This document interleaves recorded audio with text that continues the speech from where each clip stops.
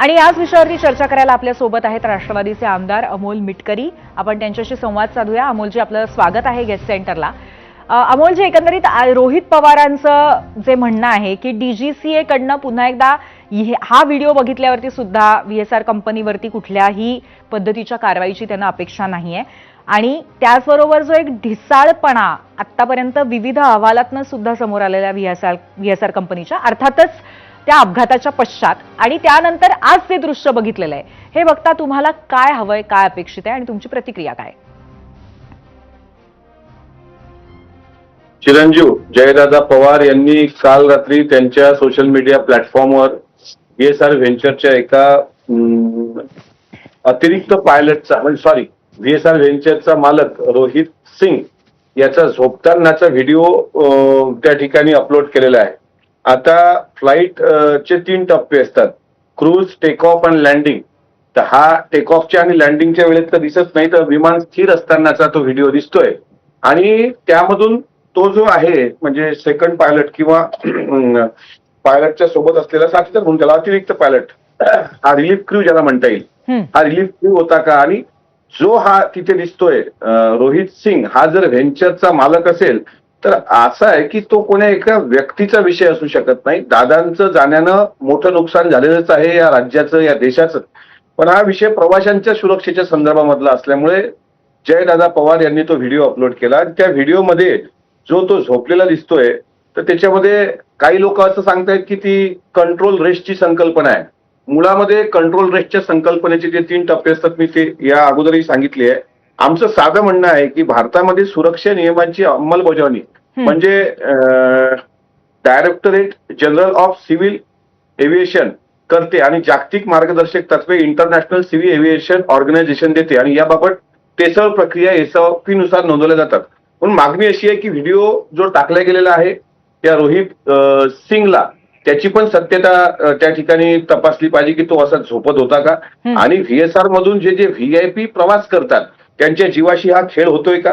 एटीसीचे logs, flight data recorder, cockpit voice recorder या निमित्तानं तपासणी त्याची झाली पाहिजे. आणि डीजीसीएच्या अहवालामध्ये हे पहिला जो 22 पानी प्रथम दर्शनीय अहवाल आलाय तो इतका त्रोटक आणि इतका थातुरमातुर आहे की महाराष्ट्रात कोणीही तो अहवाल वाचून समाधानी नाही. मुळामध्ये बारामती जिल्हाच त्यांनी दाखवलेला असल्यामुळे शीताहून भाताची परीक्षा की ज्या व्यक्तीला. आता पुन्हा प्रश्न हाच येतो की अशा परिस्थितीमध्ये आता अहवालामध्ये सुद्धा पुरेसं समाधानकारक असं कुठलंही पारदर्शक माहिती याच्यातनं फारशी बाहेर आलेली नाहीये.